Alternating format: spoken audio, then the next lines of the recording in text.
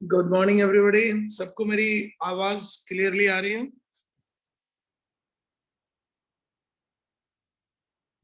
Hello.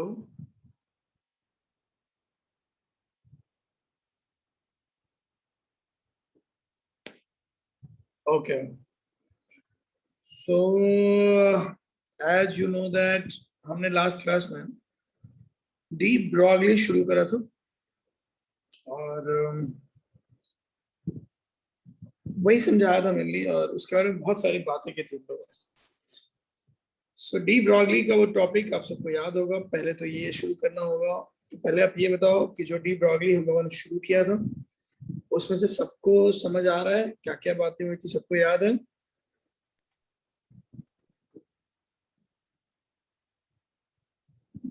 और किसी को कुछ पूछना है उससे रिलेटेड तो पूछ सकता है। सो पहले हम शुरू कर सकते हैं आपके डाउट से। अगर किसी को कुछ लगता है कि पूछना है तो बोलो, फिर मैं आगे बढ़ूंगा। सो पहले मुझे ये बताओ कि जो लास्ट क्लास हुई थी उसमें जो चीजें पढ़ाई गई थी उससे रिलेटेड आपको कुछ भी पूछना है तो you can ask me here only. ठीक है? बच्चे बड़े आराम से आ रहे हैं। 7:30 की क्लास है बट 7:40 तक एकदम आराम से आ रहे हैं। एकदम गलत बात है। 7:30 क्लास 7:30 आ जानी चाहिए। किसी दिन रोका जा सकता है, प्रॉब्लम होगी फिर। मैं बहुत बार बोल चुका हूँ 7:30 की क्लास 7:30 आ जाए करो, अब मुझे बीच में रोक रोक के बच्चों को एंट्री कराना पड़ता है। वो सही नहीं है, और ऐसे खुला छोड़ नहीं सकते, कोई भी आ जाता है बहुत बार। सो प्रॉब्लम वही है। रिक्वेस्ट ये है तुम लोगों से कि 7:30 तक आ जाए करो भाई। पता नहीं समय पे आने में क्या दिक्कत है लोगों को, है? चलो ठीक है, पहले ये बताओ। अभी से पहले कि मैं आगे बढ़ूँ क्वेश्चंस वगैरह कराना शुरू करूँ, मैं जल्दी से बता दो किसी को कोई भी दिक्कत है लास्ट वाले टॉपिक से रिलेटेड। किसी को ऐसा लग रहा है कुछ नहीं आया या कुछ भी रह गया तो प्लीज आस्क मी।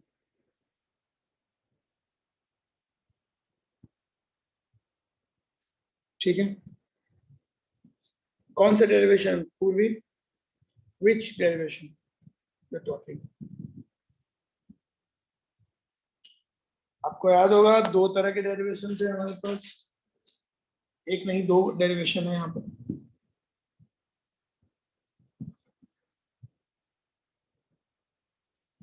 एक था डेरिवेशन जिसमें हम लोगों ने वेवलेंथ निकाला था। दूसरा डेरिवेशन था इसमें हम रेडियस और सरकमफ्रेंस, रेडियस और वेवलेंथ के बीच में रिलेशन निकाल रहे थे। दोनों काम पे देखो, एक जो है ये था।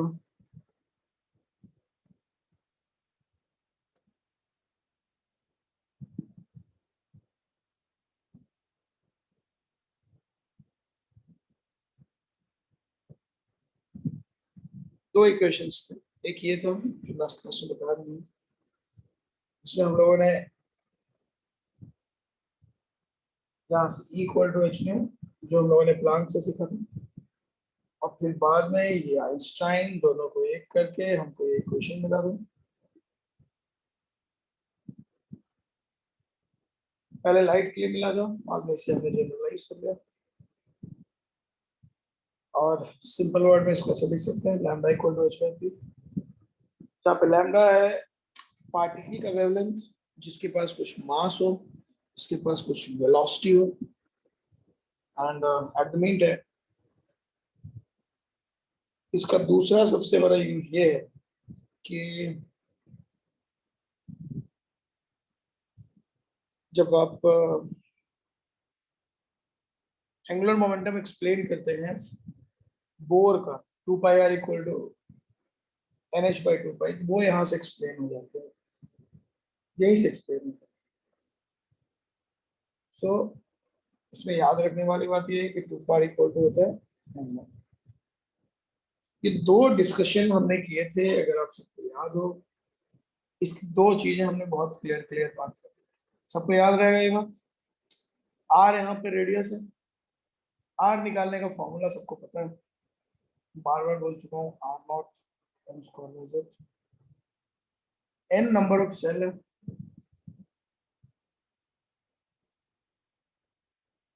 और एन नंबर ऑफ वेव्स भी है, ये भी मैंने बताया था। हर सेल में सेल नंबर जितना होता है उतना ही वेव नंबर होता है। सो एकदम सीधी सी बात है। जैसे यहाँ देखिए, आप समझ सकते हैं आराम से कि यहाँ पे देखिए 3 वेव्स दिखाई दे रहे हैं, इसका मतलब शेल नंबर भी 3 हो। ऐसे क्वेश्चन हमने लास्ट क्लास में किए थे, तो उसमें कुछ ऐसा सरप्राइज होने जैसा कुछ नहीं है, एकदम सिंपल है।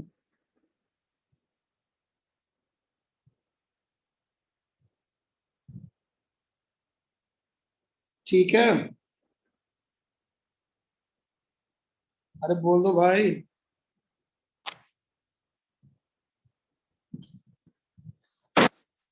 चलो, किसी को भी लग रहा है कि और कुछ बात करनी है इस पे, तो हम बात करने के लिए तैयार हैं। लेकिन अभी तो सबसे पहले हमें बहुत सारे क्वेश्चंस करने होंगे। हालांकि बहुत सारे मैंने दिए थे जो तुमको करने चाहिए थे होमवर्क, पता नहीं तुमने कितने किए। किसी को क्वेश्चंस में डाउट है, कुछ करते वक्त नहीं हो रहा है तो पूछो। क्योंकि हमें आगे बढ़ना है आज। तो मैं एक अभी फिलहाल आज की जो क्लास है उसमें 2 चीजें हमें पकड़नी है। एक तो क्वांटम नंबर करना है, क्वांटम नंबर भी पढ़ना है, थोड़ा सा हो सकता है शुरू कर पाए। उससे पहले हाइजेनबर्ग्स करने, और सबसे पहले डी ब्रॉगी पे थोड़े बहुत क्वेश्चंस की प्रैक्टिस करनी है। तो यू ओनली टेल मी कि क्या सीन है, कहाँ क्वेश्चन घर पे कितने लोगों ने ट्राई किया, और कितने लोगों को याद है सब कुछ, क्योंकि लास्ट क्लास में हमने क्वेश्चंस कराए थे बहुत सारे, आपको याद है। ठीक है, बाकी तो उसके आगे की बातें हैं जो चलती रहेंगी। किसी को कोई दिक्कत मेरे ख्याल से नहीं होनी चाहिए। अब देखो, पहली बार डी ब्रॉगली ने दुनिया को बताया कि इलेक्ट्रॉन के अंदर डुअल कैरेक्टर होता है। देखो, सोचो, सोच के देखो, इससे पहले जितने साइंटिस्ट थे वो ऐसी बात सोच भी नहीं सकते थे, क्योंकि डुअल कैरेक्टर का मतलब आप समझते हैं। अगर हम एक पार्टिकल हैं तो हम सीधे चलते हैं स्टेप्स लेकर, लेकिन अगर हमें डुअल कैरेक्टर है, किसी में भी अगर डुअल कैरेक्टर है तो उसका वेवलेंथ होता है। और वेवलेंथ कैसे चलता है सबको पता है, सॉरी वेव कैसे चलता है सबको पता है। इस बेसिस पे अगर चीजें जज की जाए, इस बेसिस पे अगर डिस्कशन किया जाए, तो बहुत सारी दिक्कतें यहाँ सामने आ रही हैं। समझ में आ रहा बात? बहुत सारी डिस्कशन सामने आ रही है, बहुत सारे क्वेश्चंस के खुल रहे हैं यहाँ से। मन में सवाल आ रहा है कि अगर इलेक्ट्रॉन एक अगर हम ये मानते हैं कि इलेक्ट्रॉन में डुअल कैरेक्टर, तो यहाँ से क्वेश्चन ये उठ रहा है कि अगर डुअल कैरेक्टर वाला मान रहे हो भाई, तो तुम इतना श्योर कैसे हो कि उसकी रेडियस कितनी होगी, उसकी वेलोसिटी कितनी होगी? क्योंकि सच तो ये है कि अगर आप वेव की बात करें तो वेव को लेकर आप इतने श्योर हो ही नहीं सकते। कोई नहीं हो सकता श्योर, आप कहाँ से होंगे? अच्छा देखो सब लोग, ये एक फॉर्मूला है जो सबको याद रखना है।